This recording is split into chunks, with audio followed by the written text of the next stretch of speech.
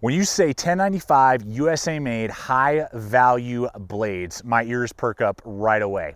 And it's awesome on top of that when you stumble across a company that you weren't expecting to find that. I recently stumbled across the Utica Knife Company. Now apparently they've been around since the early 1900s, but have only recently kind of gotten to the more survival knife family and survival knife community. So they have recently released a whole new line of survival knives in multiple different sizes. As I said, 1095 USA made polymer sheaths coming in at well under $100. So I'm really stoked today, guys, to show you these knives, and stay tuned because at the end of this video, we're going to be giving one of these blades away and just showing you what you can get if you're in the market for survival knives and they're USA made 1095 at high value prices with lots of options and capabilities. So guys, let's take a look at these Utica survival knives and see what they can do.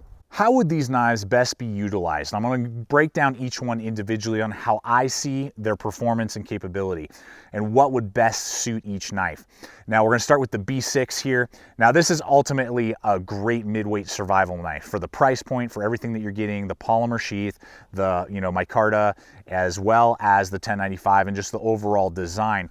So if you are looking for that about 12 ounce, survival knife that you can throw on your hip and you can go take a 10-mile hike, and maybe you're not planning on doing an overnighter, but if you get stuck out there, you'd be able to do a lot of shelter building, wood prep, and for fires and that type of a thing. Or you want a really on the larger end of combat knives because of the buoy clip kind of design there and the overall traction that they give you. If you do want a lot of reach and you are thinking about a combat knife, this would be a great option as well. Now this isn't a chopper in the sense that you're going to clear down the whole forest, and it's not necessarily like a giant splitter because it has that 6-inch blade and it has that 3/16 about thickness. So it'll do good around the campsite for great car camping, or just a midweight survival knife or a combat blade. Next up is the S5. Obviously smaller, a little bit more compact, but you're still getting a lot of blade. And this would be either a great larger companion knife that you're gonna run with maybe like a hatchet or camp axe, something like that, and a folding saw. I think it would be great for that if you want more of a robust knife, or I think ideally for like a soldier blade. If you like this style and you're contemplating what's on the market and you want something for your LBE system and you're wanting something super robust that, if you got stuck out somewhere and you could spend the night and, do some stuff if you had to, utility tasks, that type of thing. That's where I really feel like this is kind of of the whole system, the jack of all trades. You can do a lot with this knife. It's still pretty compact and you can use it in multiple different roles.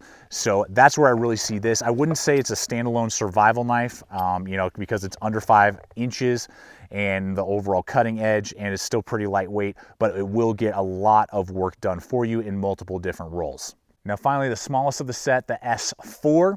Now this thing is really overbuilt for the size of the knife, and now you have to decide, is that what you need for a 4-inch cutting edge?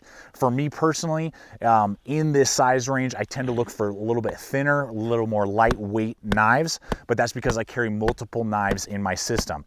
But if you are looking for either, again, a utility knife and you just want it to be really compact but really robust, I think this is right up your alley because of how thick and stout it is and still giving you great traction. So again, if you just want a smaller combat knife, utility knife, I think it would be great for that type of a system. Again, pairing with axes and hatchets if you want the overbuilt knife. So just think through the process. This is very tough, really brutalized this thing and just kept on ticking, but it is really on the heavier side and the thicker side for a 4-inch knife. So just take that into consideration if you're wanting something that's gonna like do all kinds of little bushcraft tasks and notches and feather sticking and like really fine stuff. This may not be the right tool for you. It would be something that you need a compact size, but you want overbuilt strength. That's where this knife in particular, I believe, shines. So I hope that breakdown just helps you guys out a little bit, decide what size is best suited for you and what you're looking for, and what application will best suit each design and each weight class that these knives come in. Now the handles are a pretty cool aspect to these knives. One, they stand out from the crowd because they're two-toned. Every other knife that I'm aware of has just one layer. If it's micarta, boom, that's what you get. If it's like a polymer, then boom, that's what you get. These are dual layered, which is really cool. So we have micarta back here, and then either a different machining of micarta or possibly G10 right here. I don't remember off the top of my head. So you're getting 2 stages, which just makes it look cool. It gives it a different flair and stand out from the crowd of mid-weight survival knives, which is really cool and just in this kind of style of knife. Now, the S5 and the B6 have the exact same handle. They're the exact same size. And then the S4 down here has everything of the same dimensions. It's just half an inch shorter. So these two are going to be 5 inches from front to back on the handles. And then this is going to be 4.5 inches front to back. Now, they have done a little bit of milling and machining. You can see there, they've kind of tried to give you some hills and valleys, and all of the angles are rounded. It is blocky. It's still a blocky knife, but you see a little bit better contouring than what you would get on a stock like a Rat 7 or an SE6. And I wear large size gloves, as you guys can see here, and I share that with you so you can get a good perspective in your hand. So I've got tons of real estate on the back end. I got that nice finger choil so I can choke up. It doesn't give me any sort of hot spots or uncomfortability when I'm doing these type of grips right here. And you even have a little bit of mild jimping. You know, it's not sharp. I really appreciate that, you know, and it doesn't affect my grip in any way. It doesn't give me any hot spots or any problems like that. Then we do have a little bit of a Becker kind of style hook back here on the back. They did throw some jimping, again, very blocky and very mild on the back of each handle here. I don't know why they did that. I would have liked to just see that just standard, nothing there, just machined down. It doesn't create any pain or any hot spots at all because it's almost flush with the handle, and it's just so smooth and rounded. You barely even notice it's there. But that's just something to take in consideration, that they did throw those on there. I didn't experience any problems with chopping or anything like that to create hot spots. And this hook does give me a little bit to grab onto when I am hacking away. Then on the back end, they're all going to have this angled pommel for non-lethals and, you know, non-lethal strikes, glass breaking of average, you know, windows and that type of a thing. And all of them are going to have that. Then here on the S4, just to show you again, because it is a half an inch smaller, I still have tons of real estate. I can even back up, and then again, I can choke up if I need to. Good thickness there at just about a half an inch on the thickness. I believe a little bit more on the wider parts, and then again, they narrow them down. So it is still a blocky handle, but better, if it makes sense, a better blockiness than what you would expect on stock Rats, stock Essies, and those type of knives. So I think they did a really good job, you know, just doing a little bit more to mill out and machine the handles, if you will, to make them a little bit more comfortable in this kind of survival knife style, military style knives that are on the market. And finally, didn't have any problems with these other bolts and this other piece right up here loosening up with all the batoning, chopping, slashing, all the different stuff that we did with these knives. The handle scales just really locked up and were really nice and tight. So ultimately, you know, on the market, I see that Utica is doing a really good job of not only trying to stand out from the crowd, and they're doing that, but also working to just give you a little more comfortability than you would see on the average knife in this design. Now, one great feature that in the price point most other survival knives and this style of knives would not be offering is polymer plastic sheaths. Most would come with nylon, which I'm just not a fan of at all. These are decent polymer sheaths that are going to do a lot of work for you and will definitely carry you a long way before you would need to feel like you need to either do custom leather or Kydex. So let me just walk you through what these sheaths offer.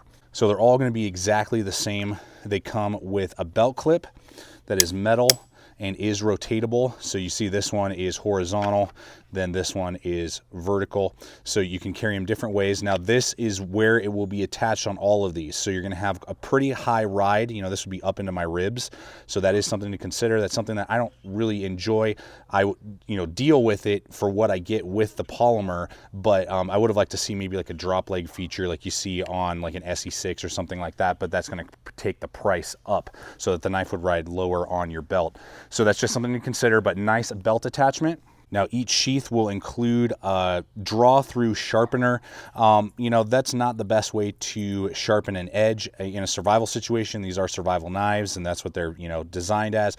Yeah, it's better than nothing, and I would probably try that over a stone first. So it'll do a decent job. You know, it'll get it back to a working edge. It's not going to get it razor sharp, and if you have the ability to use another sharpener, I would use that first before trying to use this draw-through sharpener, but all three will have that option for you.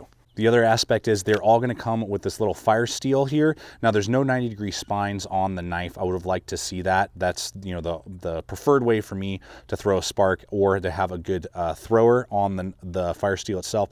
And it has a decent one. It has this kind of like teeth set up here, and it can throw sparks, but you can see there, it's not, it's pretty tricky. I mean, you can do it, but it's just not ideal. It would have been nice just to, these have like teeth, just to have a really sharp 90-degree angle, and just a flat piece there would have been nice. And then you just kind of screw these back on. So, I mean, it's better than nothing. And obviously you could use your edge in a survival situation if you had to. You could file that down, you know, mill that out if you want to kind of help that striker. But they do offer that on all 3 knives as well. So folks, in conclusion, they're pretty rattly, but they are a big upgrade over most nylon sheaths that you would, you know, encounter out on the market at this price point. So it's a great upgrade to what I would see on most other knives. The heaviest one, the biggest one, does fall out if I jerk it upside down. So I may heat this up a little bit just to kind of help with that. So if yours is a little loosey-goosey and maybe not the retention you want, this polymer, you can just, you know, take a heat gun, heat it up a little bit, pinch it a little bit more, and then you'll have a really solid lockup. But guys, such a great upgrade over nylon, which is the standard in this price range on the market. So as I said in this video earlier on, the price point is pretty insane for what you're getting, the bang for buck, the value, and I love giving you guys value options. And that what makes these knives, I believe, stand out from the crowd, as we've been talking about. USA made, polymer sheaths, lots of options on those sheaths, 1095, all those things, and we're gonna be looking at well under $100 for these options. Now, as soon as these become available on Amazon, I will have links in the description below over to Amazon. That's always a great way to help support the channel when you guys use those hyperlinks. They're not available on Amazon as of this moment when I'm filming this, but just check in the description below. That's always a fast, easy way to support the channel here. But when I'm doing this video, and again, this is just a snapshot in time, on Knife Center, we have great price points. Starting up here at the B6, we are looking at $71 for this bad boy. And then we go to the S5, and we're looking at $67. That's right, $67 for this guy. And then for some reason, this was originally 60 bucks for the S4, but again, snapshot in time, when I'm looking on Knife Center, this guy's 90 bucks. So that's a little odd to me that this one is the most expensive at the moment. That might just be a fluke, but I would assume that the prices would drop down, but maybe that will fluctuate and kind of change a little bit over time as these become more available. So there you go, guys. But for these two, under $70 basically, and then for some reason 90, but I bet you that will drop pretty quick once these become more accessible. Great price points overall for these knives. I want to thank Utica for sending these to us to be able to test out and show you guys high value options that you're not really losing any capability at all, but you get to lose a little less in the pocketbook, if that makes sense, because you're getting all the stuff we've talked about today, all the capability you're seeing at well under $100. Under 70 bucks is really insane in my mind. I don't really know how they're doing it, but it's awesome to see that high value and high capability blades. So really awesome to see what these things are doing and performing at such a great price point. So as I said earlier in the video, we are giving one of these knives away, and I've decided to give away the S4 model. That's the compact, smaller model. We're going to be giving that away on Instagram. So this is an Instagram only giveaway. We have links in the description below, as well as on our homepage to the Gideon's Tactical Instagram page. We'll have a video up there sharing how you have to and what you have to do to get entered in to win at random. Then we'll have a random number generator, and at random we'll pick in a few days the winner, and then we'll ship that off to one lucky winner. So check us out over there on Instagram if you haven't already. If you're already following, just hop on over there and you'll see how to get entered in to win with all the details for this knife. And if you're not on social media and those other platforms, no worries. We got a YouTube giveaway on another knife coming up very soon. So stay tuned for that, and we'll be doing that in a couple weeks. Well, folks, there you have it. Hope this video has helped you out, shown you a knife company that I believe is producing some fantastic budget but very high performing blades in multiple different sizes. I cannot wait to see what Utica comes out with in the future.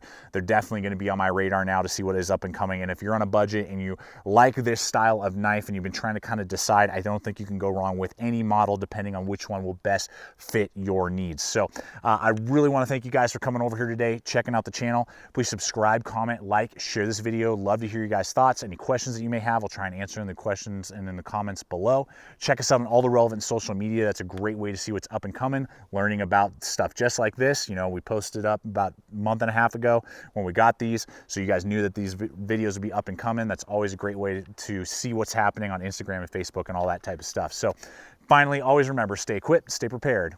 We'll see you out there.